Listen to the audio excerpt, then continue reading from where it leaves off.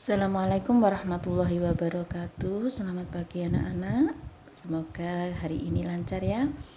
Bismillahirrahmanirrahim. Kita lanjutkan sekarang sampai kepada pembelajaran yang kedua. Di sini dibuka halaman 12. Ayo mengamati. Sekarang kita belajar tentang benda yang terbuat dari kayu. Di sini sudah ada gambarnya. Ada lemari kecil, ada kursi, ada meja, ada pensil, ada rak juga.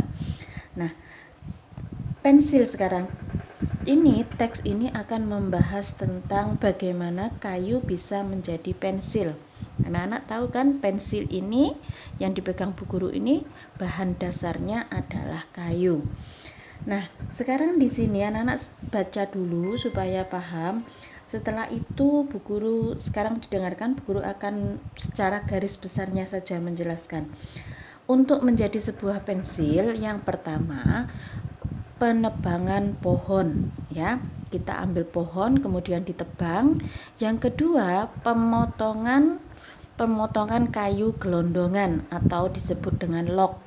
Setelah kayu-kayu ini dipotong, kemudian didistribusikan atau dikirim ke pabrik atau pusat penggergajian. Di situ setelah dipotong-potong juga akhirnya dikeringkan ya.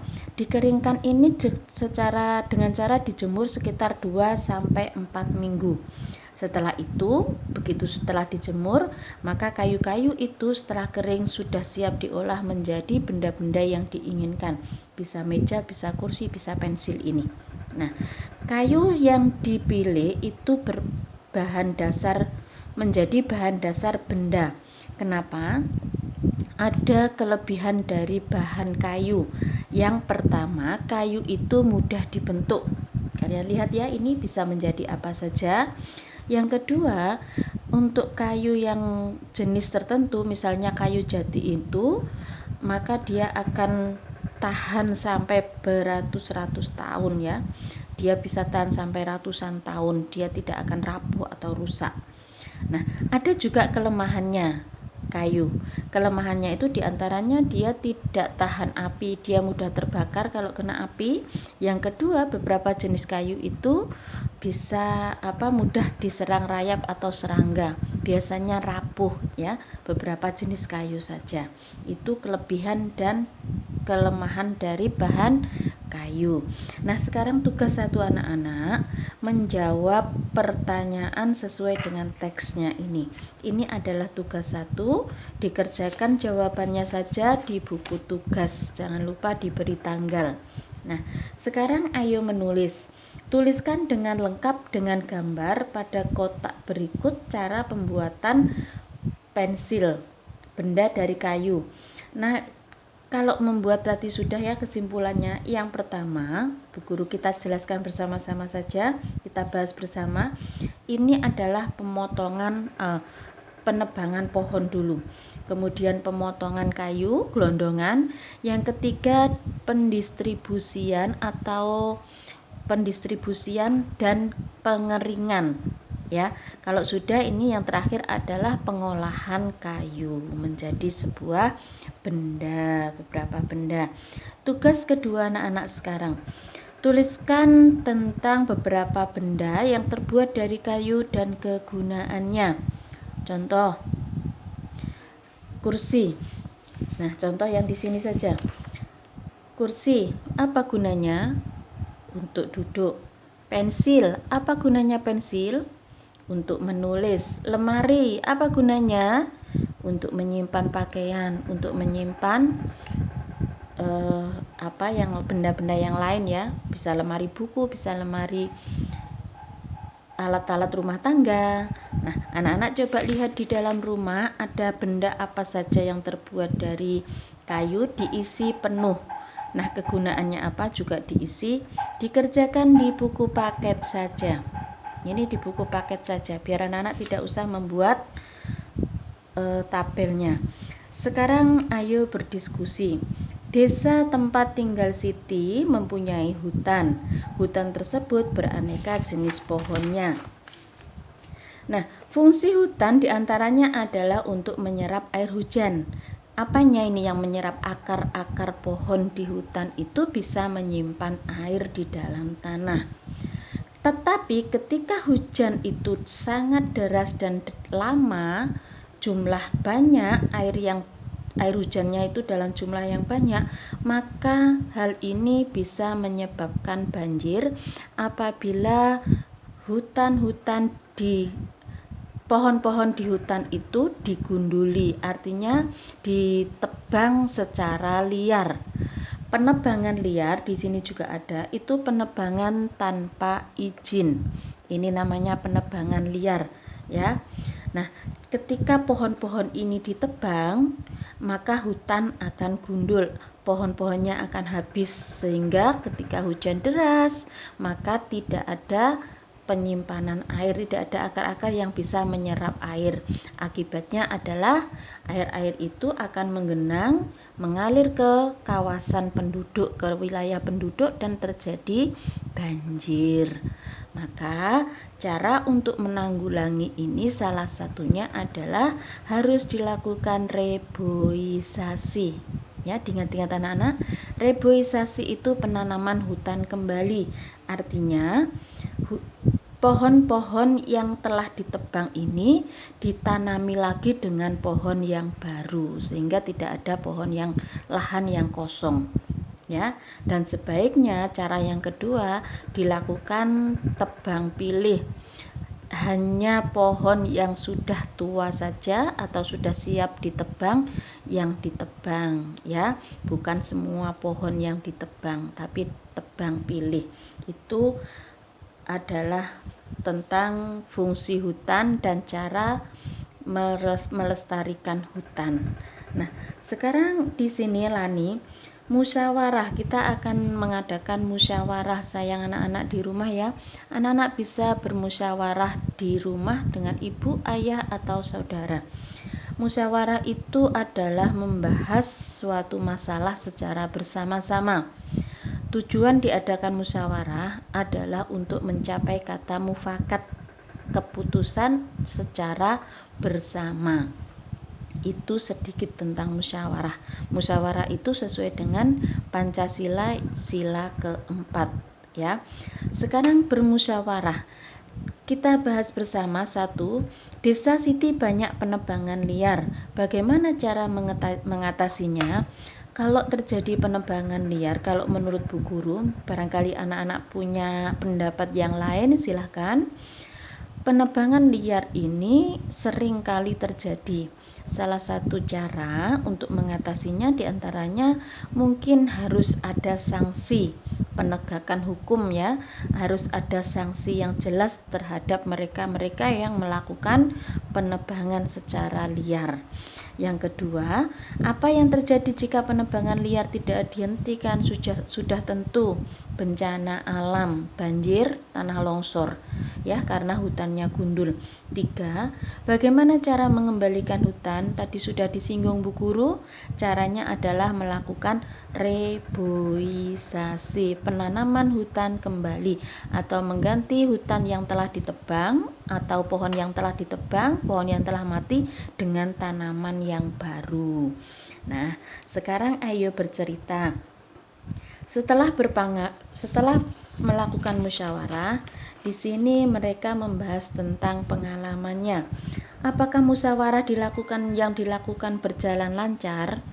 Musyawarah itu dikatakan berjalan lancar apabila telah disepakati atau telah menghasilkan keputusan bersama. Itu baru dikatakan lancar. Yang kedua, apakah semua teman memberikan pendapatnya? Dalam sebuah musyawarah, hendaknya semua yang ikut itu anggota semuanya menyampaikan pendapat. Semuanya boleh menyampaikan pendapat asalkan tidak memaksakan pendapatnya, dan yang kedua dengan sopan. Itu. Yang ketiga, apakah kamu setuju dengan hasil keputusan bersama? Apabila keputusan itu adalah hasil musyawarah, maka semua anggota wajib setuju, ya. Itu. Nah, musyawarah merupakan salah satu cara mencari keputusan bersama. Apa yang terjadi jika keputusan langsung diambil tanpa musyawarah sebelumnya? Ketika musyawarah itu sudah ada ketika keputusan itu diambil tanpa adanya musyawarah, maka keputusan itu pasti tidak sesuai dengan keinginan anggotanya. Pasti ada yang bisa nerima, pasti ada yang nolak, ada yang nerima, ada yang nolak. Karena itu bukan keputusan bersama. Ayo diskusikan bersama temanmu, mengapa perlu musyawarah dalam mengambil keputusan bersama? Pasti. Ya. Karena kenapa? Karena dalam musyawarah itu semua anggota telah menyampaikan pendapatnya, ya, sehingga mereka harus puas. Mereka sudah merasa puas dengan hasil keputusan bersama. Kalau sudah seperti itu, hasil keputusan harus dilaksanakan oleh semua anggota. Nah, ini materi hari ini. Ayo mencoba ini PJOK. Bu Guru lanjutkan sedikit ya, karena materinya banyak. Bu Guru lanjutkan yang pembelajaran 3. Kertas di sekitar kita. Tadi kita belajar tentang bahan kayu, sekarang kita belajar tentang benda yang terbuat dari kertas. Ada bermacam-macam ya, buku ini terbuat dari kertas, buku tulis anak-anak juga terbuat dari kertas, layang-layang ini terbuat dari kertas ya, perahu-perahuan atau pesawat terbang ini juga terbuat dari kertas. Tahukah kalian kertas itu terbuat dari apa? Kertas itu terbuat dari pohon pinus, bahan dasarnya itu bisa pohon pinus ya. Bagaimana prosesnya? Ada beberapa tahap. Yang pertama, kayu-kayu yang sudah ditebang itu dipotong sebesar korek api. Perhatikan, anak-anak harus baca juga di garis bawahi. Yang kedua, dipanaskan sehingga menjadi pulp atau bubur kertas. Kemudian pulp ini diberi pewarna, disaring sehingga membentuk ampas berupa serat selulosa. Nah, serat selulosa inilah yang digiling sehingga menjadi pipih seukuran kertas yang diinginkan. Ini proses membuat kertas, diingat-ingat ya. Apa keuntungan dari bahan dari kertas ini? Kalau dari kertas sudah tentu saja kertas itu menyerap air. Jadi kalau kita menulis dengan tinta maka akan jelas, berbeda jika kita menulis di atas kaca. Itu ya. Itu. Tapi ada kelebihannya juga. Kelebihannya adalah mudah terbakar dan mudah sobek karena dia tidak tahan oleh air, ya. Itu. Perhatikan benda di sekitarmu, tuliskan nama benda yang terbuat dari kertas. Sudah ya, tadi ada kardus, ada buku, ada tisu, ada koran, ada majalah, ada uang kertas. Nah, ada banyak sekali, ditulis tapi tidak usah difoto untuk belajar anak-anak. Sekarang ayo berdiskusi. Ini adalah cara menghemat kertas. Kata Benny menghemat kertas dengan cara menggunakan buku yang lama yang masih ada. Kalau pengen baru, ganti saja sampulnya supaya terlihat baru, itu kata Benny. Kata Siti menghemat kertas dengan cara menulis di kedua sisi bukunya supaya tidak menghabiskan banyak kertas. Ini ada cara Benny dan cara Siti. Tugas ketiga anak-anak, coba dicari lagi cara menghemat kertas. Kalau di kelas anak-anak biasanya suka mainan, kertas tulisnya, buku tulisnya dirobek, dijadikan pesawat-pesawatan sehingga bukunya tinggal tipis sekali. Itu tidak menghemat kertas. Kenapa kok harus dihemat kertas itu? Kertas-kertas gitu ya harus kita hemat karena apa? Bahan dasar atau pohon pinus itu semakin lama semakin sedikit. Ya, kalau semakin sedikit otomatis harga kertas semakin mahal. Itu makanya harus dihemat kertasnya. Sekarang ayo mencoba. Di sini ada kata-kata sulit, ada selulosa, lunak. Selulosa itu dinding sel. Bu Guru artikan saja. Lunak itu lembut atau empuk. Ditulis ya nak ya. Anak-anak harus menulis di bukunya. Molekul itu bagian kecil dari senyawa atau dari benda. Ampas itu sisa barang yang sudah diambil saripatinya. Pulp itu bubur kertas. Pipih tipis rata. Menyerap bisa juga meresap atau merembes.